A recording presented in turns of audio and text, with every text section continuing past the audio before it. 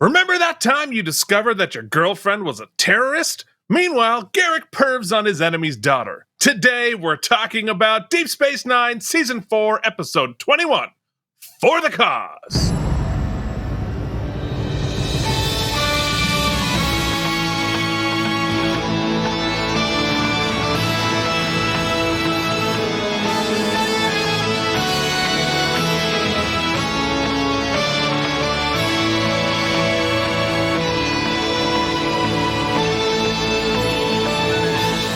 Do you want to snuggle, or would you prefer to smuggle, Keith? It's an important question for any relationship. I mean, those are not mutually exclusive. Ooh, nice. Yeah. So we are talking, as I mentioned, about Season 4, Episode 21, For the Cause. Lots happening in this episode. I watched it twice, right? I watched it first on the big TV, and then I watched it again to note it. And I have such feelings about this episode, and I'm curious to explore them with you as we go here. I couldn't be more the opposite, because I was looking forward to this discussion, as I always do, but mostly because I sort of have the apathy of feelings, or I guess that's a word on its own. I really don't know what I think or feel, and so I'm excited to discover that as we talk through it today. Yeah, that's a little bit what I feel too. Mm-hmm. So we're going to find out what we feel as we discuss it. So thank you for joining us. And as part of our traditions here, you join the conversation in more than one way. And we begin by giving your ratings and reviewings from the Muse, last week's episode. Now, Keith, I have, this week you might have noticed a little different of an intro. Where we were snipping and cutting here, but where we snipped off some time, I want to add some time here at this part of the show, because I've made a decision. I made an executive decision I didn't discuss with you. I was speaking with one of our true bosses, and that's the patrons. Obviously, the patrons support our show. Obviously. You can join the team at patreon.com/KNM. And the mysterious Anne had a really insightful comment about last week's episode that I thought should be read on the show. And she was not a YouTuber per se, so she was trying to figure out the super tip and couldn't do it and blah, blah. I was like, well, you don't have to super tip. You're a patron. You're already a patron. And so I want to make it clear to the patrons, you don't need to re-super tip us. Happy if you do, okay? But if you have something you'd like to share with the conversation, you can leave a YouTube comment or a Patreon comment. Just let us know that you'd like it put on the show, and we will read it. You've earned that right. And that's so, totally Keith, fair. I'm going to ask you to read. I'll go ahead and pull it up, and I'll read Anne's comment when we get to it this week, okay? Okay. All right. Let's make Mike do the cold read, because I didn't sleep well. So, my mouth is totally not going to work well today. Okay. So, all right. So here are your ratings on The Muse, which I think everyone had interesting opinions on. And I think our conversation, not defending it, but saying it wasn't as bad as everyone says, are reflected here in the ratings. Joshua Cronin gives it a 72, Jason Moe with a 61, JD with a 78, Montgomery, welcome, glad you're live, with a 65, Harry Pothead, nope, not having it, 15, Worf's big ol' boot shivs with a 70, and Kevin Miles, pretty good, up there with an 88, and Chancellor Mysterious Anne says, she comes in with 70 stem bolts, Keith. No fight from me. I'm at 70 stem bolts, too. Also, her YouTube name is @AnneOfMystery, which is just amazing. You gotta commit to the bit. I mentioned during the watch-along that you can join also friends and family at patreon.com/KNM that this episode has great ideas but poor execution. To get specific, the scenes of Jake writing and the creativity vampire doing her thing were boring and silly. There were too many of them, too. We'd caught on to that plot point and really didn't need more. The scene with Jake and his dad at the end, though, is one of my favorite scenes in all of Deep Space Nine. Keith, you mentioned loving that as well. I remember seeing it for the first time and actually crying, wishing it could be required viewing for all creative adolescents who need to hear that kind of message. You don't have to harm yourself to be creative and brilliant. You don't have to flame out for your light to shine. Please, stay with us a while. I ran with a bright, shining crowd in junior high, high school, and college. And my high school theater friends especially often got into conversations and questions about what makes someone a real creative genius. We worried about it, really earnestly. How much tragedy would we need to experience to have something worth writing about? We weren't mature enough to realize that tragedy would find us. We didn't need to actively invite it. Yeah. Keith, I think Vampire Lady is for sure a metaphor, maybe for cocaine, but I tend to think of it more broadly as any way that we associate or idolize dying young as a necessary sacrifice for being an artist. I would have liked to see fewer writing vampire scenes and more scenes that explore these questions and this struggle. Related, one of my favorite Indigo Girl songs is Fare Thee Well. Resonates deeply, especially when I was Jake's age. I have a soft spot for the Odo Loxwana arc, and this chapter of it is lovely. I don't think the wedding is the writing team's best ritual creating work, but the blue robes are a lovely color for both Renee and Majel.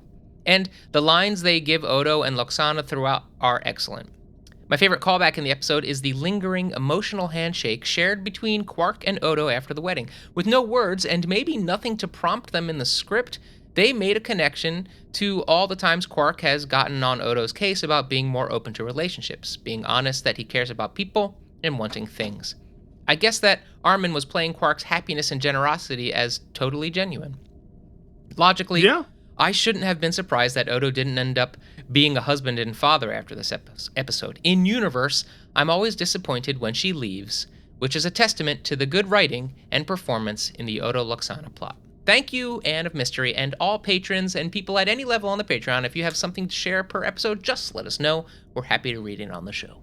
Yeah, no, for sure. And that's a really interesting point, because it really does kick me back to as an artist, as somebody trying to figure out what I want to say and do I have anything to say, and as a writer, like, that is a conversation that I remember having then. And I remember I was obsessed in high school, and sort of still am, with stories of tortured artists. I listened to Sunday in the Park with George over and over and over again, and do you have to be obsessive to be an artist? Do you have to be an asshole? What kind of sacrifices do you have to make? Does genius justify shitty behavior in relationships and all of that? And I think you're right that it doesn't need to be any of those things. Yeah. Right. Art can come from a place of joy every bit as much as a place from sorrow. And I think you're also very right that, you don't need to go out searching out hardship or trauma. Chances are you need to, you do, but you need to search it out within yourself and your own experiences. It's not a competition. That's right. And everybody has an experience and their own. Everybody has plenty to work with, plenty of colors to paint. I had a voice teacher, and he had a saying that we weren't great as I wasn't a great student for him, and we just weren't a great connection as far as teacher-student relationship. But I'll always remember one of the first lessons. What he said was, "You don't." Because I'm very much similar. I often just think I don't have anything to say, right? And he said, you never have to worry about having something to say. You always have to remember your right to be heard. And I always thought that was a really insightful comment that I completely ignored when I was 23 years old and has come to resonate later in life. You ignore everything when you're that age. You don't. It's like you both think that you have more to say than you do, but also you think that you have less experience than you do. Yeah. As my adulthood has developed, I keep excavating that time period, realizing there was a lot more going on than I thought was happening. Mm-hmm. And I think that's interesting. All right. Anyway, thank you so much, Anne. You can join the conversation at patreon.com/K&M. We'll talk more about that later. But first, we have to talk about when For the Cause aired. And of course, that was May 6th, 1996. The top song, we got a new one. I can't wait to hear it, Mike. It's Not Sometimes it's always Be My Baby, Mariah Carey. Do-do-do, dow. Do-do-do-do-do-do-do. Something, 'cause you're something, and you'll always be my baby. Scooby-Doo, child. Wow, you knew the detective dog. I would have gotten away with it if it wasn't for you and your meddling kids, or something like that. I don't know. Wow. I remember the Shadoo part. I got so much more out of that than I ever expected. You put a gun to my head, I would never know any of that. Because I was listening to Sunday in the Park with George, that was my problem. He was torturing himself. I was torturing myself, thinking like, oh, am I an artist or not? Yeah, it's a whole thing. The top movie this week, all it took to be the number one movie in May of '96 was $6.7 million, and that was The Craft. Wow. You get more money than that for just getting a judgment against the next president these days. Yeah, you get a lot more than that. By a quite big factor. What was it called again? The Craft. It's about like teenage witches. Oh, wow. Why do I think that was like a CW TV show? Because that was pretty much every show on CW for about 20 years. Keith, we want to know what was on TV? I really would like to know what's on TV. A lot of stuff we talk about every week, but the big one this week was a Mike Indeglio special, another ABC Champions of Magic, where it wasn't just magicians doing magic; they were in competition, Keith. And let me tell you, the winner was you, the viewer. There it is. There it is. Speaking of choosing winners and losers. What was Voyager tonight? Tonight we watched Tuvix, which Mike doesn't know anything about. But if you know that episode, you know Catherine Janeway being ruthless. I don't think necessarily making the wrong decision, but talk about captains having to make hard choices. I met Captain Janeway, Keith, because Chancellor Jen and I were looking at some new additions to my collection, and I might have started to download the seasons of Voyager, and we might have decided to watch the pilot. No, you can't watch it. Keith! I know, because 3 minutes in, we had yet to meet Janeway at that point. I turned to CEO Jen and I said, can't do it. We gotta wait till Keith tells me it's okay. And so we turned it off. That's right. But I did press the button. You did press the button. Did you get to the scenes that take place on Deep Space Nine? No. We were in a ship hurtling through space, something about the Maquis, and then I was like, we can't do it. Yeah. Well, I'm excited. Look, we have we have 3 more seasons. Well, until Keith's gray. When both of us have fully gray hair. Oh, I cut my hair a little bit. I got plenty of gray cooking around in there. Don't you worry. I'm back. Remember, only a few weeks ago I was dyed up, but my gray hair is strong with the Force. It comes through. It is very strong with the Force. I'm not answering that. Okay, so what was the weekly world news headline? Mike, good to know. Everybody take some notes. We have some secrets for breathtaking sex. That's how you get out of being a terrorist. Oh, and good to know also that red licorice cures all these things. Cellulite? Oh, so eat more candy. I mean, I have been trying. I should be cellulite free. I should be a god. Testosterone for women. Yeah.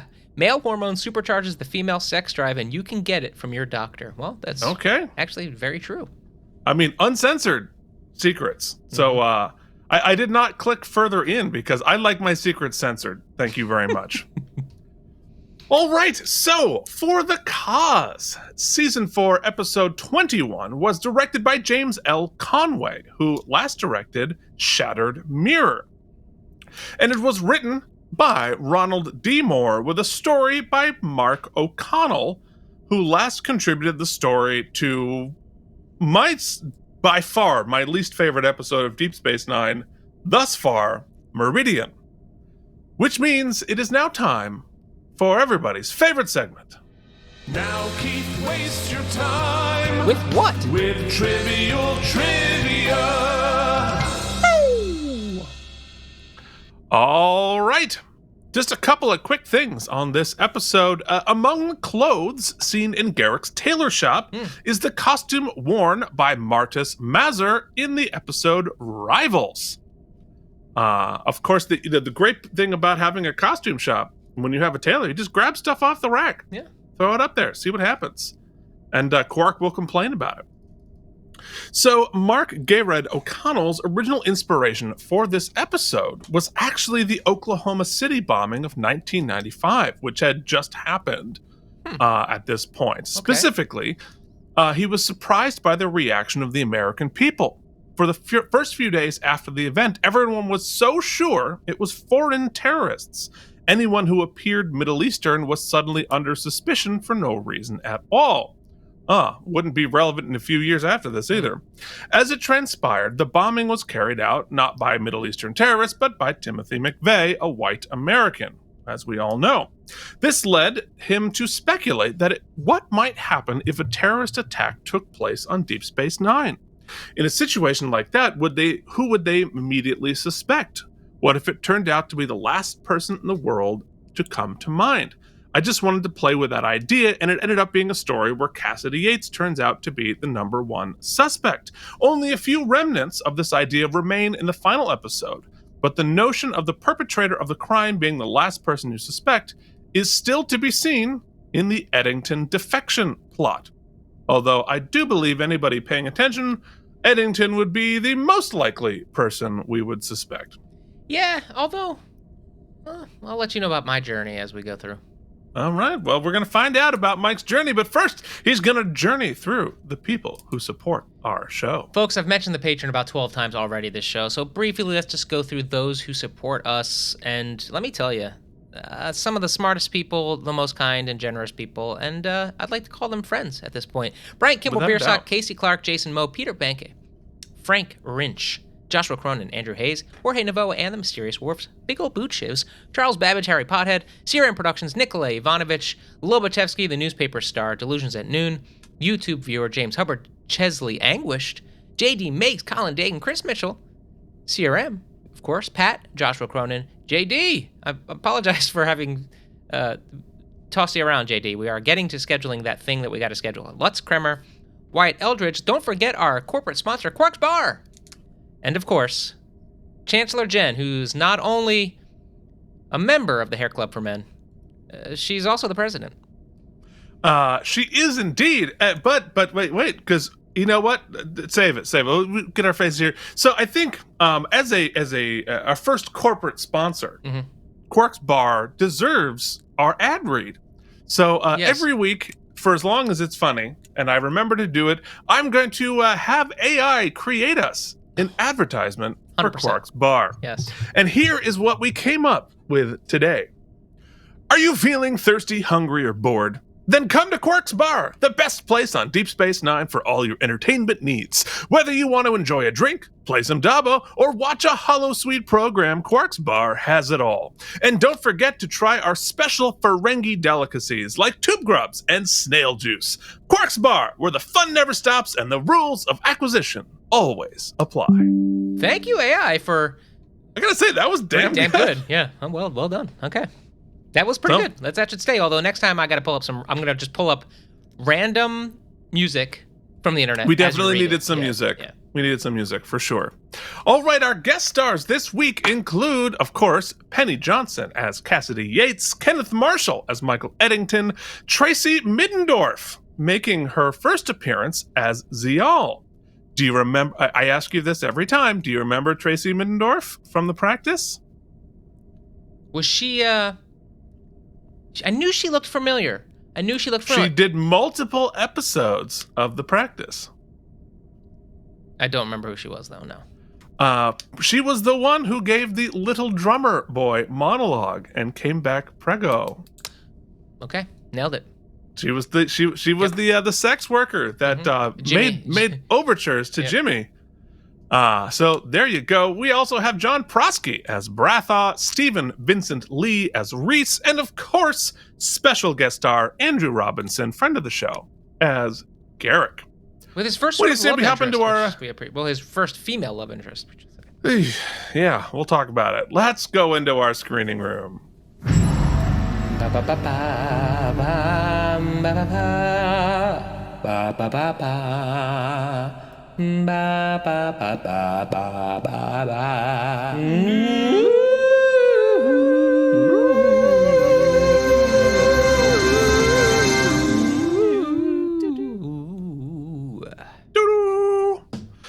All right, so we begin for the cause with Cassidy and Ben waking up in their tiny, tiny bed with the tiny triangular pillows with fancy jammies and no blankets because Star Trek sleeping. Mm-hmm. It's very strange. Well, I mean, it doesn't appear they were doing much sleeping, buddy. No, for sure. But there's those little pillows are ridiculous.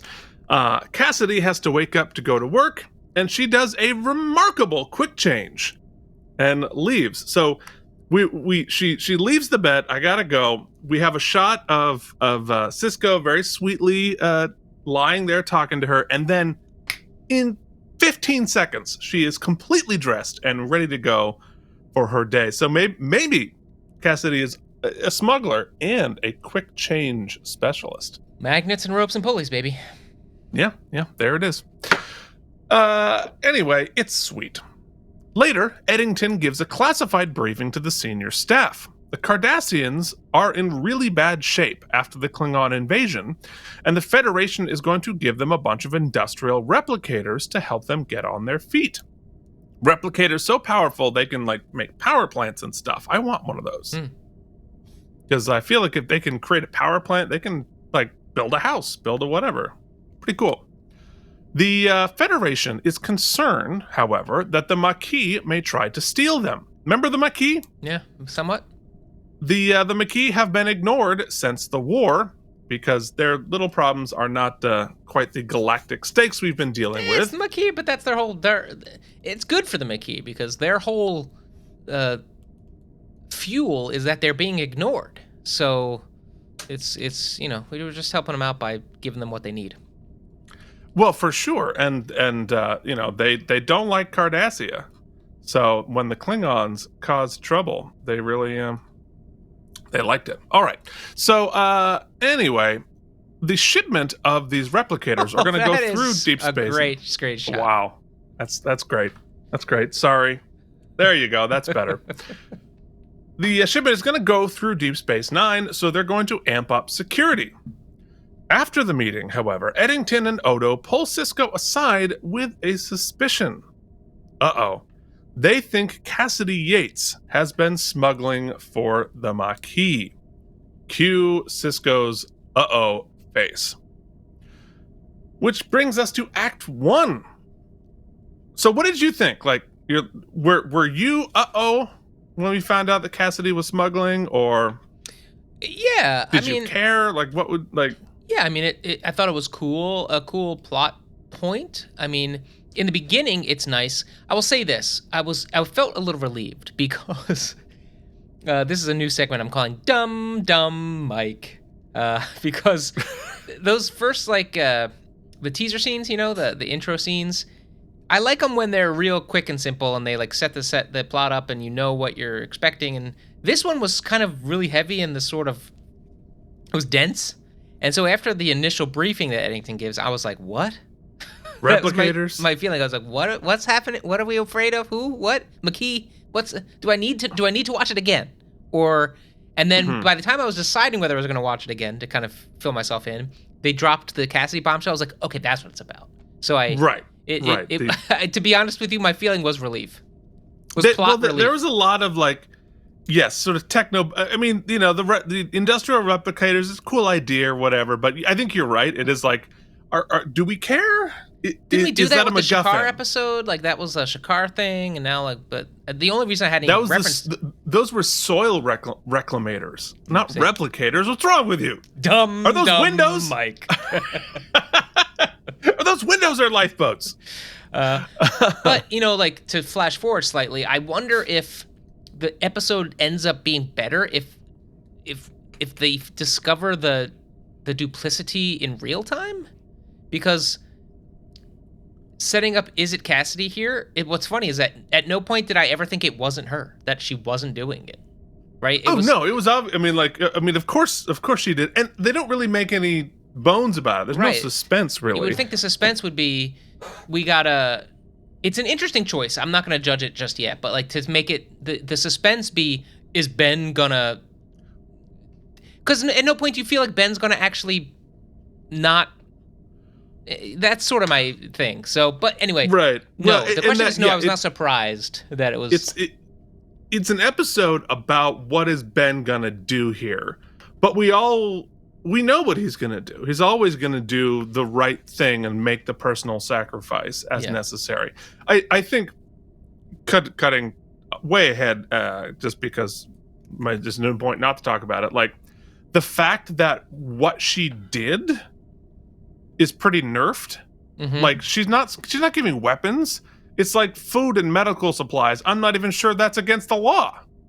Like, like she's given like a bottle of water. Like it's not quite exactly like, let's give you some plutonium. And so it sort of nerfs the stakes of all of it. Yeah, and that's not necessarily make her part of the Maquis as it does just like make her Red Cross a little bit. Yeah, no, exactly. And so I'm not sure I get why they do it, right? Because, obviously we have not seen the end of Cassidy Yates, and we want to sort of continue. We don't want to make the character irredeemable, but I think they go so far, I don't know why I care. Well, I'll tell you this. You want to know a different episode. What if they had given Eddington's pretty good monologue to her? Oh, yeah. You know what I mean? Like, we could have done something with that. But anyway, well, again, we'll talk about it. Yeah. Okay. So Odo lays out the evidence. Cassidy's cargo runs bring her close to the Badlands, and her trips take too long. Plus, Starfleet intelligence has a Maquis communication which mentions a contact starting to live on Deep Space Nine.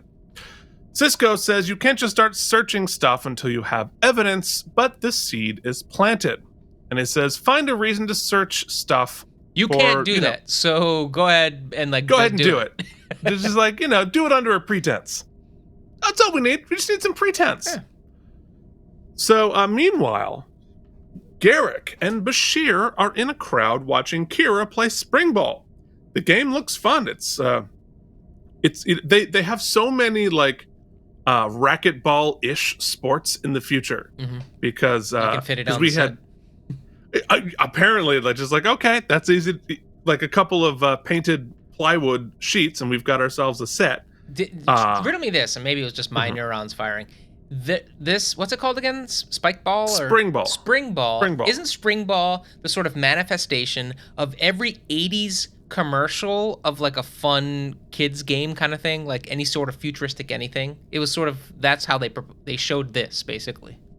Yeah, what I like about it is that it's sort of like handball or whatever, but there's the element of violence. Yeah. So they sort of added like hockey and handball, that's fun. All right, I like that. I also love that there's just like spectator sports that take place on Deep Space Nine. Especially like amateurs, but like what if like you and I played ping pong and there's like this 30 people? Yeah. Now, to be fair, you and I have we ever played?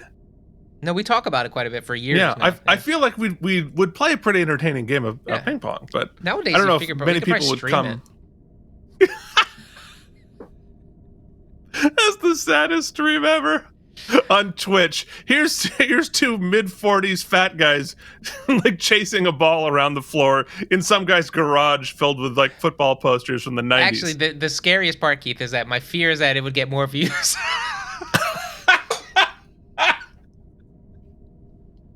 I think if we just forgot to turn your camera off, it would get more views. We'd have to fold up shop just in embarrassment. Okay. I feel like if we walked away and just left it rolling, we'd get more views. The cats. The cats for sure. Yeah. Oh, anyway, we're watching Kira play spring ball. Bashir is annoyed that Garak keeps checking out. Time out, everyone. Mm-hmm. This is supposed to be Kira. No, is it? Yeah. It is not even close. Not so much. No. Not so much. I need to get another view of that, but That's probably like a dude in eye makeup too. No, it's definitely a female, but it is. My view is of most likely a different ethnicity than Na, but the stunt people need work too. Look, they were not expecting this to be AI upscaled. Nope. That's how we get them. So Garak keeps checking out Ziyel, and Bashir tells Garak to leave her alone because she's the daughter of his blood enemy Dukat, and Garak tortured Dukat's father. Plus, although it's not mentioned in the show, he's like 2.5 times her age, and is clearly in love with Bashir. Yeah, the age thing I chose to be well, maybe it's just the characters are ambiguous because we don't really know, but then we know that he worked for the Obsidian Order long ago, and she's definitely a teenager type. Yeah, so. I like this. But we don't know how it works on Cardassia, man. No, dude, no. When we find her, we're expecting to find a child. She's probably 18. So she's 19. The last scene sort of attempts to retcon it a little bit, that it's this is not a date, but they definitely talk about it. Points it out that it's a date. Yeah. So Garak is our age, if not older, right? So, think about it. It's like us going and hitting on one of Ron's daughters. What the hell? That's not okay. Mm-hmm. That's just creepy and weird, and I don't like it. Anyway, those are all my thoughts on that. I'll have more later. So Garak, interestingly, is uncharacteristically rattled by all of this, which is another thing I don't like about this episode, how rattled he is by all this. We'll talk more about that later. I mean, it's like Keith on Bumble. It's not a happy thing. it's rattled. It doesn't matter how sharp your mind is. These type of things will rattle you. Well, let me tell you, since I guess this is going to now be Keith tries to emerge back into the dating world podcast. I signed up for Bumble, right? And Jillian helped me pick out a couple of pictures. We have a weird relationship, and my ex-wife helped me pick out pictures for my Bumble profile. And I signed on, I filled out the program. I was live, and I swiped 3 people, and I was on live as I'm dating for I think less than 2 minutes, right? And I was oh, you had 3 people click your thingy, and I freaked out. Yeah. I turn it off. I almost threw my phone in the river. I was not ready. So here, let me tell you my experience, Keith, because let me tell you my experience of your experience. And this is a little bit of an insight into my marriage. So Chancellor Jen, Keith, side note, Keith had texted us a similar version of the story, side note. Yeah.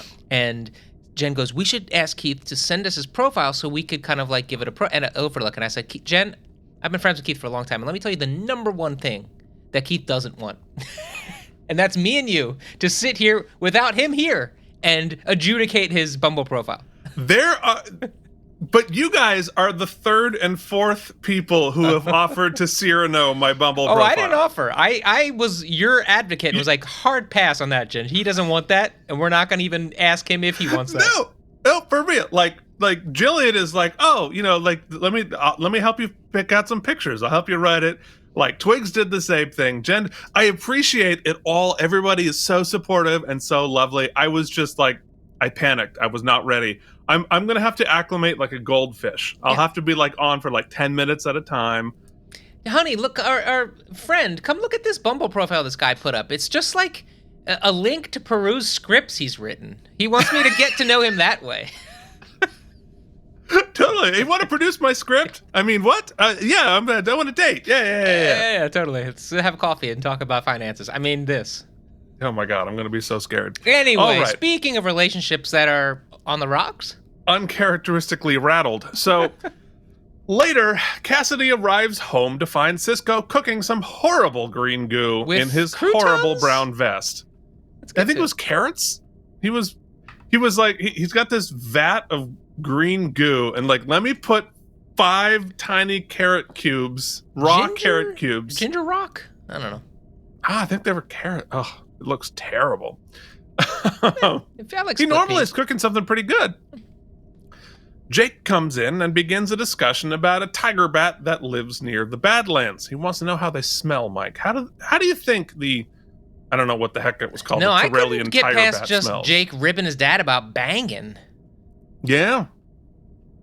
Well, that's it's what happens. What happens when you start dating? Inappropriate people start ribbing you and trying to fix your profile. Mm-hmm. It's not good. Anyway, this of course is a setup because it catches Cassidy in a lie about where she has been. And Cisco does a terrible job of trying to dig in without appearing suspicious. Yeah, he and Garak need to have some lessons. My God, he does it. I mean, the last time he's doing it on purpose, right? But all the other times, he is not playing it cool. Yeah, like when he wants her to figure it out, it would make sense. But clearly, he should not at this point. He should want to keep the cover. Just not playing it cool at all. So in Act 2, Garak finds himself alone in an elevator with Ziyel. They have an awkward conversation. This is a different actress. We established that, right? Yes, remember we talked about it for a long time and I asked you how we knew her? Oh, right, yeah. But, no, I remember the point I want to bring up here is I read that they made her wear the exact same prosthetic face. So that we would try to, like, it wouldn't be completely... obvious that we're on our second actress. Well, spoiler alert, we're going to have a third actress coming up next time, so... Well, comedy and actresses, best in threes. Oh, yeah, apparently.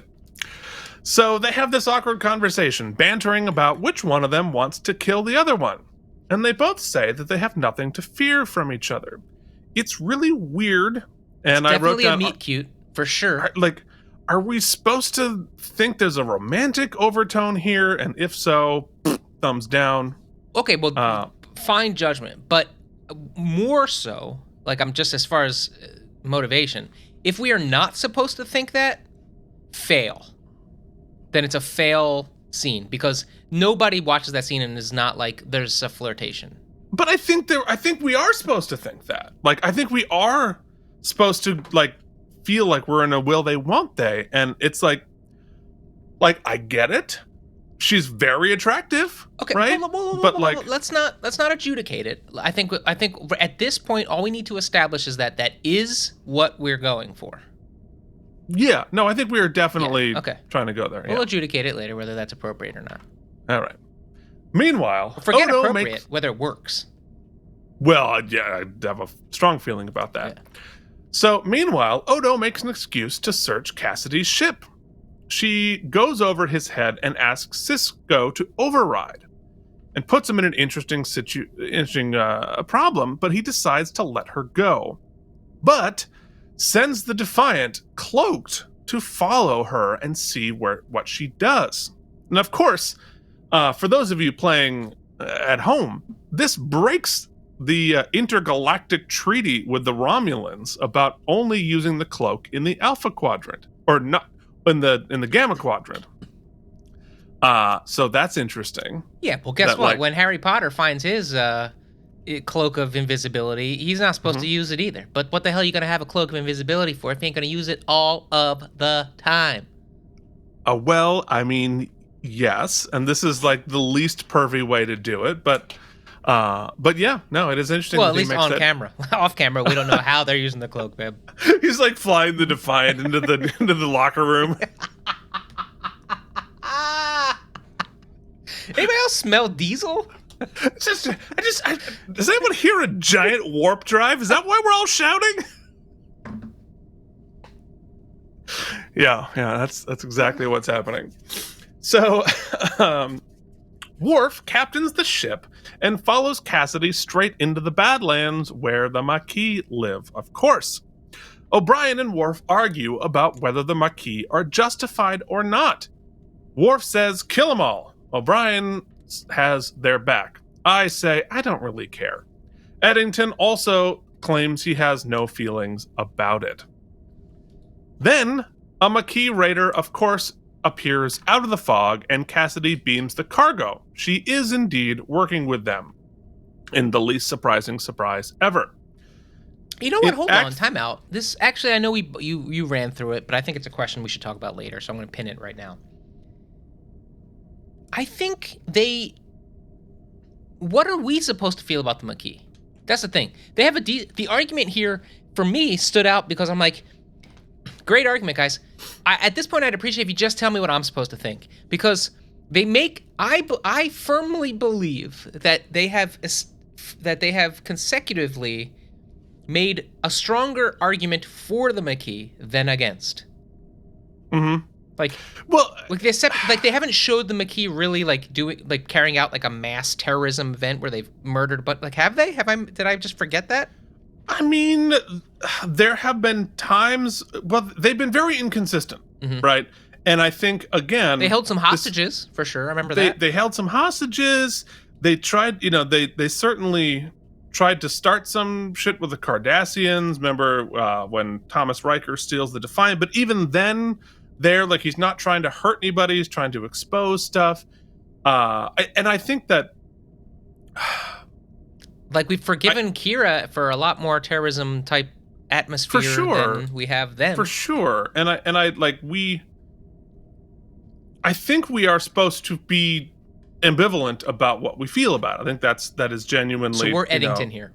I mean, current Eddington in those. Well, we're supposed to be having the argument. I think that in the same way that they nerfed what Cassidy did, they've kind of had to nerf the Maquis because of Voyager. Oh, right, because we are the Maquis in Voyager, right? Because half of the crew on Voyager are the Maquis, so you have to. You can't have them be irredeemable.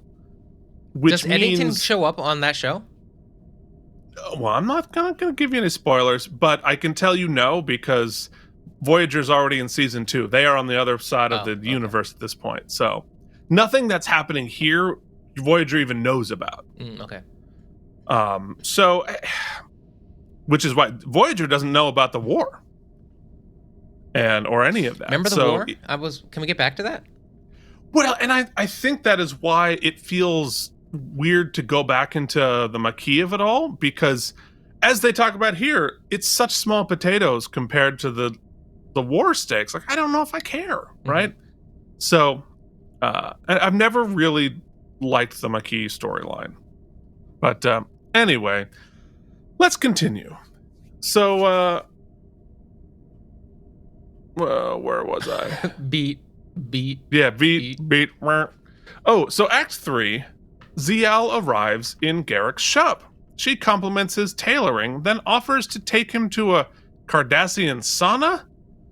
Let me tell you, if you get a Bumble and that's the first invite, you go ahead and swipe. Oh, God. I survived about 90 seconds before I turned it off. Imagine if your first email you got was like, hey, you want to meet me at the baths? I mean, there's a different app for that. Do you want to see Keith just spontaneously combust into ether? Can you imagine, like, the first time you see me, all of this glory, sweating in a sauna, in a towel? Oh, welcome to our cold intro. Oh my God, I think she would throw her phone out. Welcome to Deep Space Nine. Oh my God. Wow. Well, there you go. Anyway, where the hell was I? Just keep rattling, Keith. I'm Cassidy Yates and I'm everywhere. You're definitely doing that. He looks good and stunned, but agrees to go, but looks this really nervous. This actress is definitely older than the last actress. Yeah, well, and I think that's why they recast. Yeah. That's a good point. This story. Yeah, I'm sure it is. No, I think I read she wasn't available. Is what I read. She wasn't available. Yeah, well, whatever it is. Ugh. So, but again, Garak, he agrees to go, but he is super rattled. He is like me level rattled, and I don't really know what his fears are, his motivations are, but it's very uncharacteristic for Garak. It's not just uncharacteristic. It's just not consistent because I understand the plot point that there is a contract out for his life and that he is a mortal enemy of her father and she has a good relationship with her father, and I get all that. It's always that way. But he has established from the get-go that he has his ear to the ground and he has back channels. He knows what's going on, what plots are at play. He knows the assassins are there before they're there. Like, he would know if she was trying to kill him. Like, absolutely. And even if she was... Yeah, like, she is not an assassin.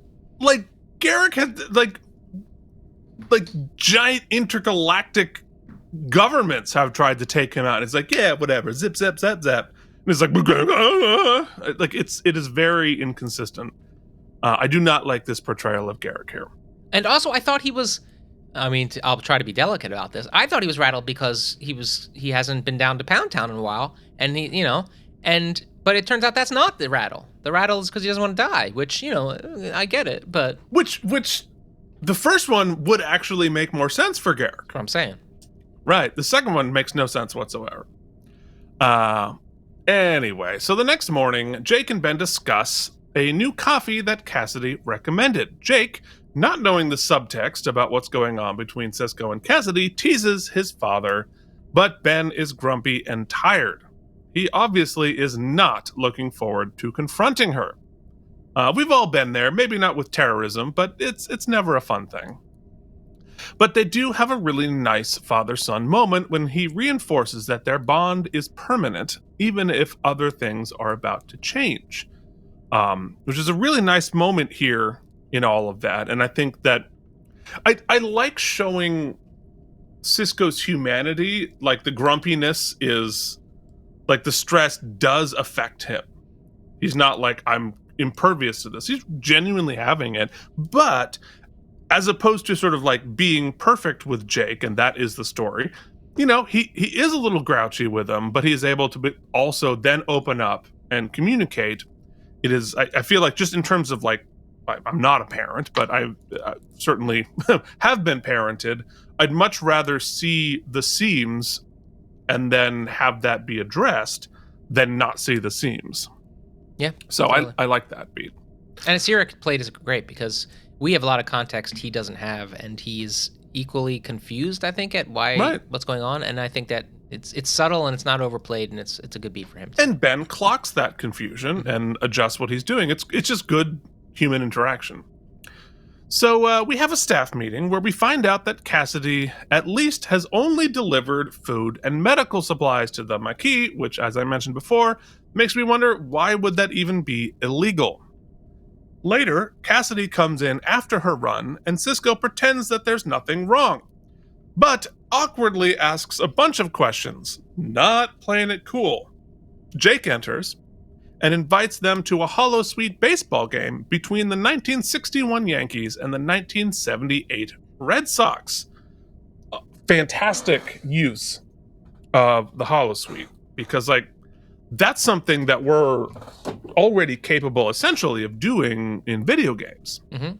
And which I would love to see those things simulated out in a realistic fashion, right? Let's put my 86 Giants up against your whatever Eagles.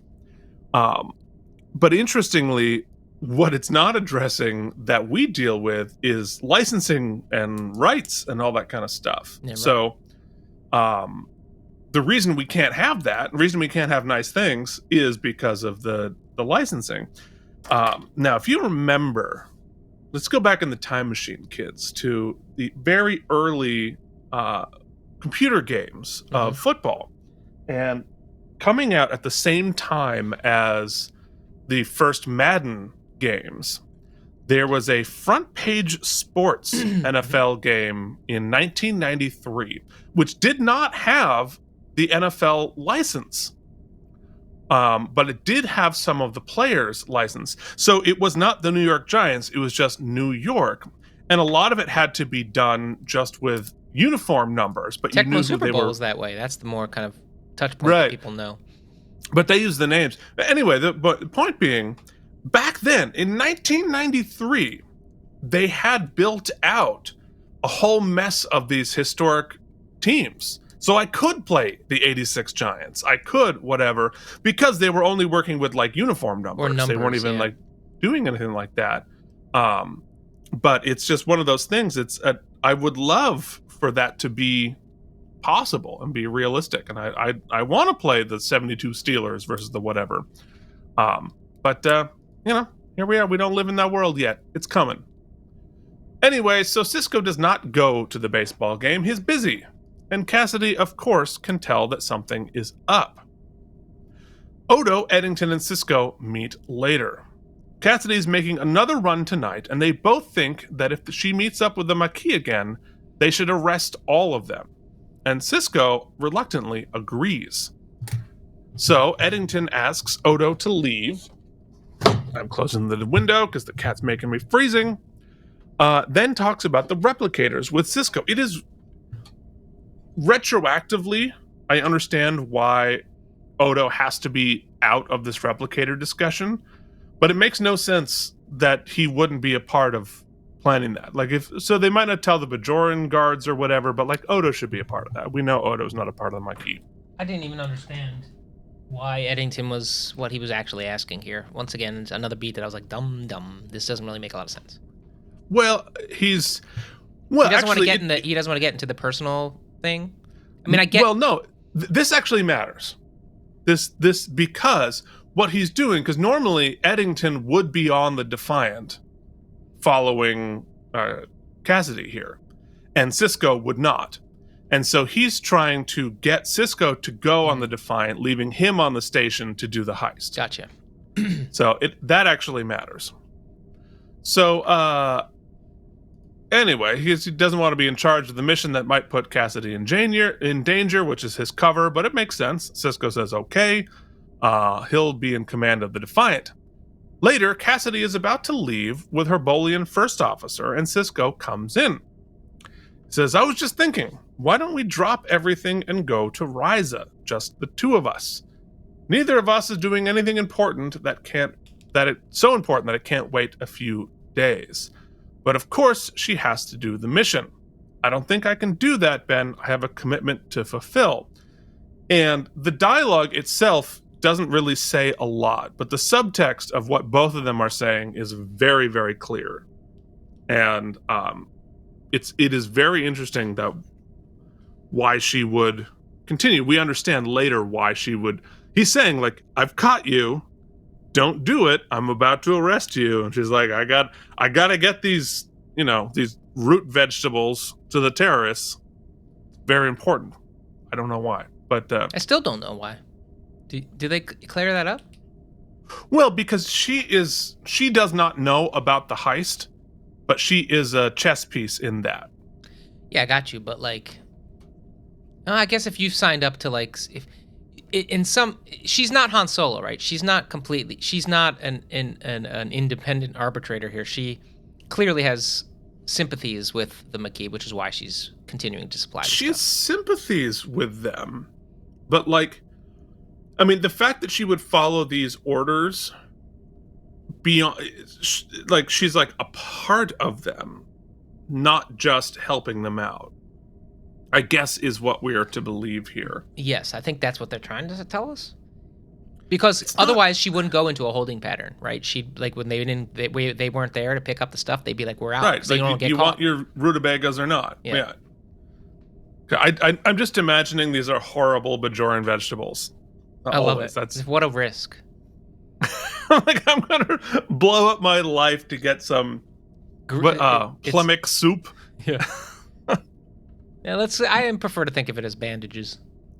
Bandages and Band-Aids. Plemic soup and Band-Aids. Like, horrible Bajoran roots you have to soften for 8 hours just in plastic. But, and the problem for Cassidy is that she's such a marketing expert that all of these terrorist supplies have her name right on them. Wait, why did all the Band-Aids on the Maquis say Cassidy Yates shipping? You would have gotten away with it too had you not put your name on a sticker on everything you did with the terrorists. Everything.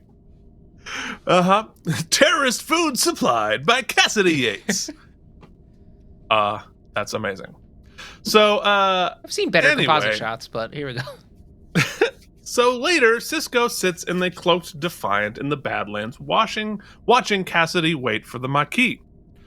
In Garak's shop, Quark is complaining about his suit, when Kira comes in and slams Garak up against a wall and threatens him for making moves on Ziyel. Not unreasonable. That Kira is the only one in this whole episode actively like behaving normally. So she leaves, and Quark calls it a date. Gross. And calls Garak paranoid. But Garak feels much better, because Kira sticking up for Ziyel reassures him that Ziyel isn't planning to kill him.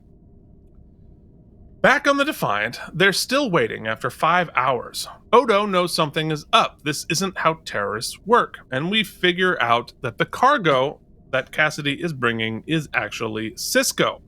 This whole thing is a diversion to get him off of the station. We go to Cassidy's ship, and she is annoyed that the Maquis is late and shocked to see the Defiant, even though she kind of knows that they're there. Also weird. That's sort of a wormhole. It's like she has this like, oh my god, even though she says after, like, I knew you were there. And they played the pre-beat as it was clear she knew that he knew. That they knew that right, she knew right. he knew, she knew. I don't know why they used that take, because it should have been like, oh my god. Like, I suspected, but like now I'm really screwed. I don't know. So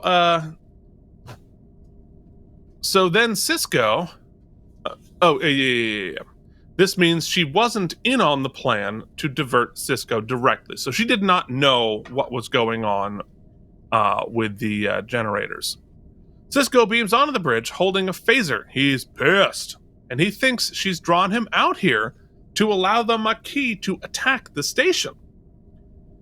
She doesn't know the plan, but she suspected he might be out there, and the Maquis sacrificed her to draw Sisko away from the station. My first reaction to his concern about the Maquis attacking the station was that's like ridiculous. Like, how would the Maquis actually attack the station? Because, they held off the Klingon Empire. I don't think the Maquis is much of a threat to the station. However, when you think about like a terrorist attack or something, that is possible. And not only just possible, but I think you're a leader, right? Wants to protect against the worst case scenario first. Prioritize that before you get down to like, oh, they're just stealing some shit. Yeah. So, I mean, okay, but again, why would the Maquis attack the station either way? Yeah. Also, the plot, it's clear. I mean, it does not take Sherlock Holmes to be like, oh, we have this shipment of stuff coming in on the same day. They've lured me out here. They're probably stealing the shit. It's not a huge mystery. Well, the plot's not that. To his credit, he puts it together immediately. We see Eddington briefing the Starfleet security team, and we're loading the replicators onto a Vulcan freighter in secret. The team leaves, and Kira comes in, and Eddington immediately shoots her and locks her in the room. I guess we needed to do that to show... Bad guy. Bad guy. So in Act 5, the Defiant warps back to the station, but they can't communicate with them. They left Cassidy and her ship in the Badlands, which Odo points out means they will probably never see them again. And Sisko knows. So back on Deep Space Nine, Eddington leaves a junior officer in charge and leaves with the Vulcan ship. And of course, he drops his communicator on the station, Starfleet's endless symbol of peace out. I'm no longer a part of Starfleet. Is there significance to him leaving the junior officer in charge? Like, are we supposed to be like, it's callous or it's inconsiderate to the safety of the ship or something?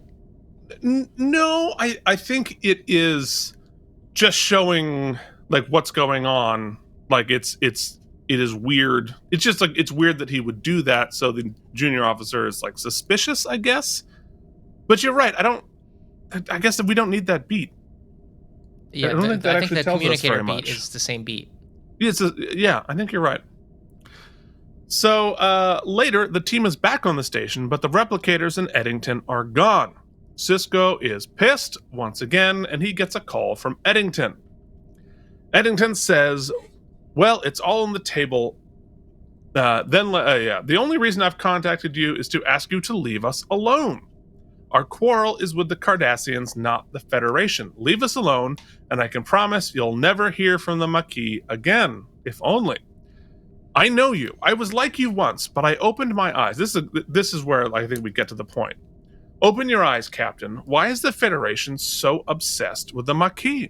We've never harmed you, and yet you've constantly arrested and charged us with terrorism. You did just shoot Starships chase us through the Badlands, and our supporters are harassed and ridiculed. Why? Because we've left the Federation, and that's the one thing you can't accept. Nobody leaves paradise. Everyone should want to be in the Federation. Hell, you even want the Cardassians to join. You're only sending them replicators because one day they can take their rightful place on the Federation Council. You know, in some ways, you're worse than the Borg. At least they tell you about their plans for assimilation. You're more insidious. You assimilate people and they don't even know it. Which is, I think, very interesting. And I think, you know, obviously a stand-in for the United States here. And I think it's an interesting point. And maybe is the most interesting point about this episode there. But we don't really follow it up. Sisko says, "I'm going to get you," in, you know, better words. So we go to the holosuite, and Garak enters, and Ziyel is lying on a hot rock. Garak asks, "Why am I here?" And she says, "You really think I asked you here to kill you?" And then, surprisingly, well, it did occur to me. Kira and my father both told me that you used to be an agent of the Obsidian Order, and that you had my grandfather tortured and killed, and that you could easily kill me without a second thought. Garak says, "Although I seldom credit either the Major or your father for being entirely trustworthy, in this case, they're both telling the truth." Ziyel doesn't flinch. And she says, "But you know what else is true? I don't care. I'm half Bajoran, and that means I'm an outcast back home. I can't go back, and neither can you. So we can either share some time together, or we can ignore each other. I spent 5 years in a prisoner of war camp by myself. I don't need your company. But if you want to stay here and share the heat with me, maybe tell me something about home I don't know, then I would welcome your company. And I get the feeling you'd welcome mine. Either way, it's up to you." And if this had been where we were headed, that's not a romantic overture, right? That's just, hey, we've got, you know, we're both isolated here. We should be friends. I like that. Yeah, but that could have all been accomplished in the sports ball scene to set up the tension, and then she could have delivered this monologue in the elevator, and it would be done with. Right, and you don't have to have Gary like, "Oh God, she's gonna kill me." It's like we teased it out a whole episode to get to. It's weird. Like, sure, it's perfectly reasonable, but like, you know what it is? Like, all of the danger is false. Yeah. And everybody's fear of the danger is like overblown and manufactured. I mean, I guess there's a universe, although I'm sure we would have read about it, where they were watching the dailies and they were like, "Yeah, the romantic thing is not working. We got to edit that shit out." And so we just get to this scene. But they left too many. In that case, they left too many breadcrumbs. Well, I mean, they flat out say it. Yeah, that's fair. Well, you know, that's less a breadcrumb and more of a crouton at that point. Yeah. I mean, it sounds delicious. I could eat. So Garak puts down. At least we've established that. Obviously. I mean, how else am I going to get this great sauna body? I know, I'm already thinking about lunch, but let's be honest. Garak puts down his phaser and lies down on the rock. He brought a phaser. So in the cargo bay, Cassidy arrives to awaiting Sisko. She dropped off her crew, but came back to face the music herself.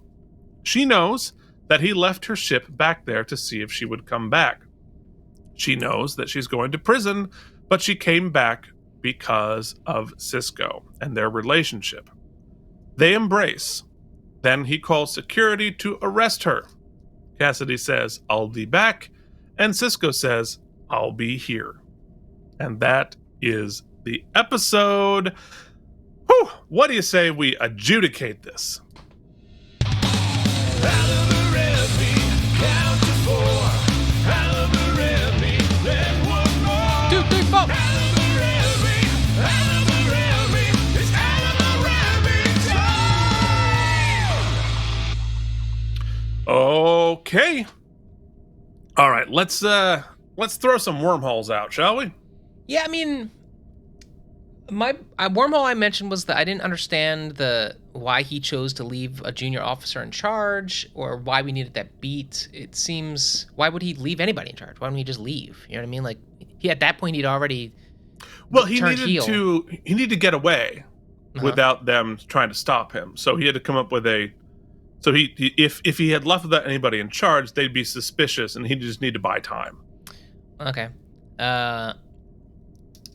Their whole plot seemed a little convoluted for just they wanted to steal replicators. Like, so I guess they were like, we got to get Ben off the ship. But I feel like there's probably an easier way than like the whole Cassidy thing. Send her on But a also, false like, run. why is Ben the only one on the station who would have figured it out? Yeah. And also, like, That's why they cut Otto out. Yeah. Of the conversation. Yeah. I mean, the whole Eddington of it. I guess that's more of an editorial. Yeah, and then the Garak thing. I guess the wormhole is this a like, it matters if it's a romantic envoy or not, and they sort of don't make it. They don't tell. That's sort of this episode, is they just aren't telling us anything. It's so much ambiguity, or so much sort of like left out. I don't know. I don't have anything more specific. Help me out. Yeah, I mean, I think it's the wormhole of it for me is just Garak's being so flappable, right? Like, why is he so like about this whole thing? Like, that is not consistent with the character. So, like, unless there's something else, like is Garak a virgin? Like, it's possible, like, but like, it's clear that he's in love with Bashir. What, like, he's never expressed interest in women before. Also, she's like, it's weird. So I think it's just poorly written. It's just not.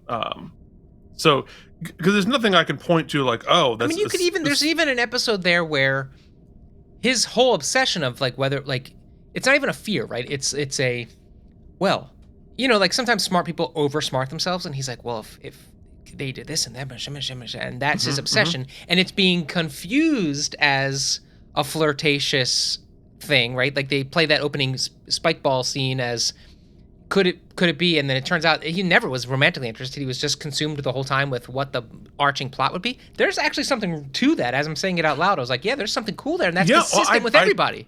No, I completely agree. And I think, take any of the romance stuff off the table and just think, like, Garak outthinks himself. He assumes everyone is trying to kill him, and she's just trying to be friends.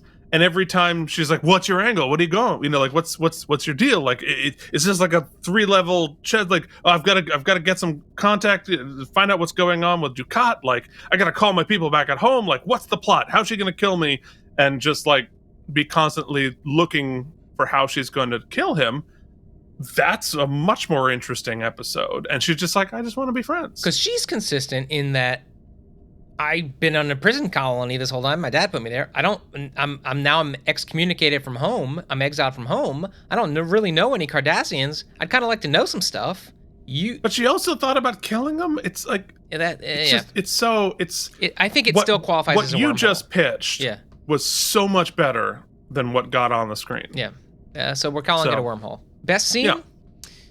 I think there's an argument to be made for that scene with Ben and Jake, because in an episode of people acting unlike themselves, it's very consistent. Also, back to wormholes. Nobody sniffs out Eddington. The guy has done this before. I mean, that's right. He's betrayed them already. And so Kira just walks in there willy-nilly and gets zapped with not even remotely prepared. So I'd say the scene with Jake. Also, though, I think that Eddington's bad guy monologue at the end was actually really effective and really well done and really well written, and I would have loved to have heard it earlier. At least it sums up where the Maquis are coming from, which I think is like a success, because we are confused by that. Yeah, well, it doesn't even it doesn't explain where the Maquis are coming from. It just points out their point of view towards the Federation. Yeah, it's not even saying, like, this is what we want. Yeah, it's just like, we don't trust you because of. which makes sense. It sets him up as like an arch nemesis, though. Like, I mean, it really sets him up, and Ben's reaction to it. So, I mean, I imagine that. I hope that there's some tooth to that. Yeah, well, we will see. We will see. But yeah, I do think that that's the best scene. I think that last monologue is at least something interesting to say here. That I enjoyed. I also just throwing it out there. I liked the subtext scene with Cisco and Cassidy, where he's like, "You're caught. Mm-hmm. Don't do this." And you know, it was played non-subtly, but I think it was intentional. I think they had to play it very obvious what was happening there, because they both knew what the deal was. Let's talk about some self-sealing stem bolts. You get some stem bolts. Hell yeah, they are self-sealing. Here are some stem bolts for you.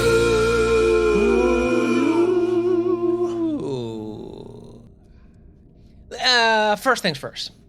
Yeah. I definitely think Ben should have romantic interest. I like it. I never liked him and Cassidy. I didn't feel it. I just didn't feel it. Thought he had better chemistry with his dead ex-wife than with his real life girlfriend from this dimension. Mm-hmm. So my heart ain't broken that we lose Cassidy.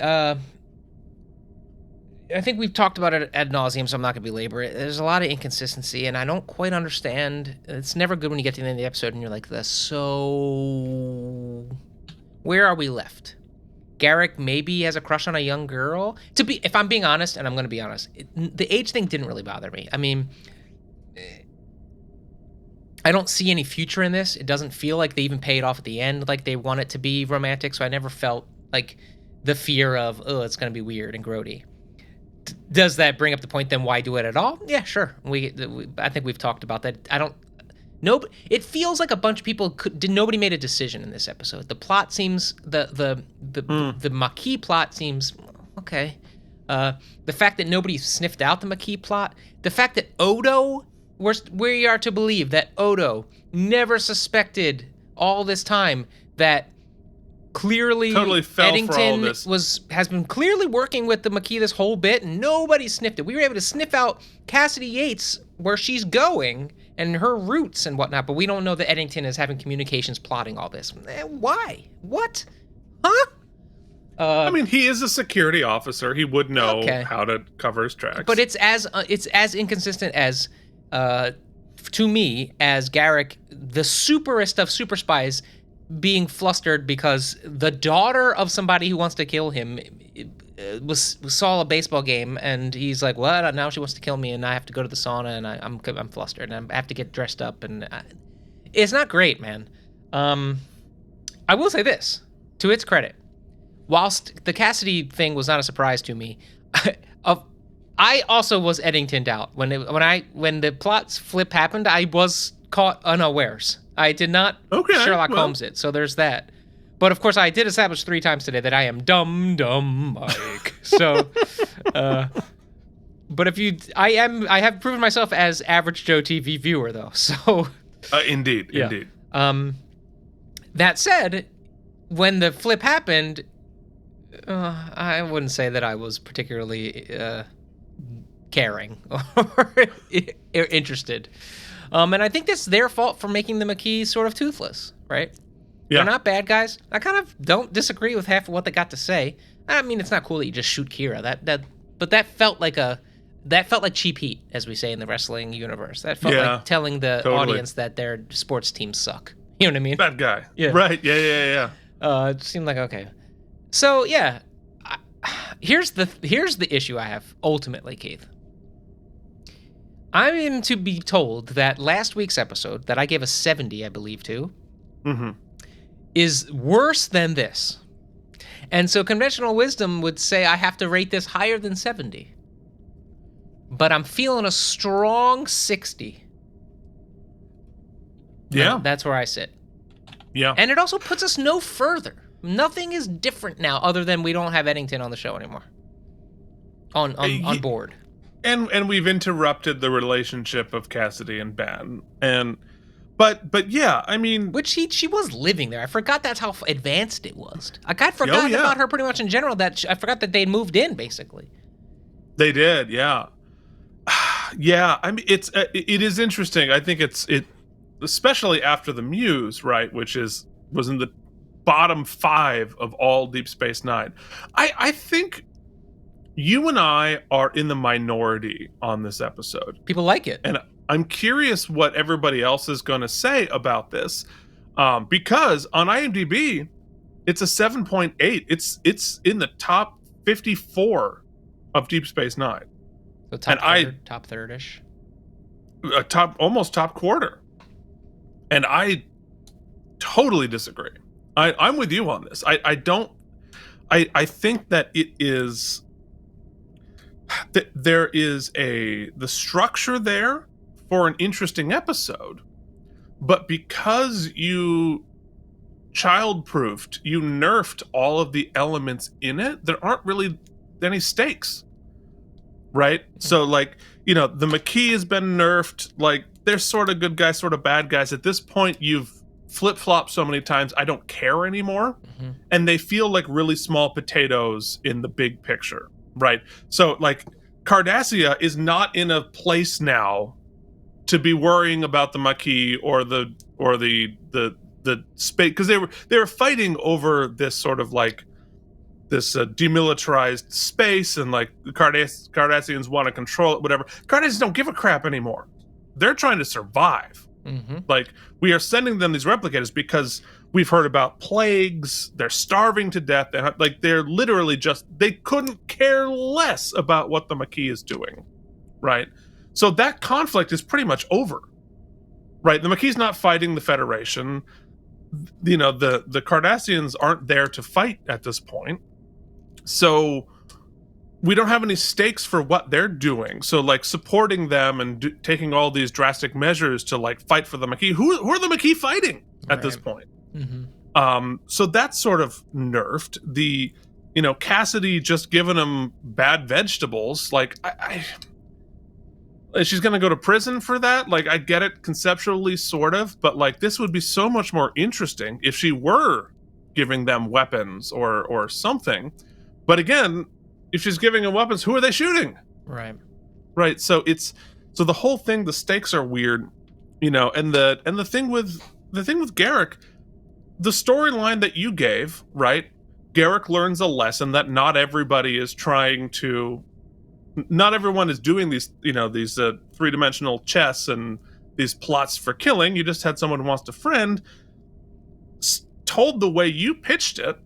Right, we do an episode about his paranoia, and and that gets punctured by some just basic human desire for intimacy.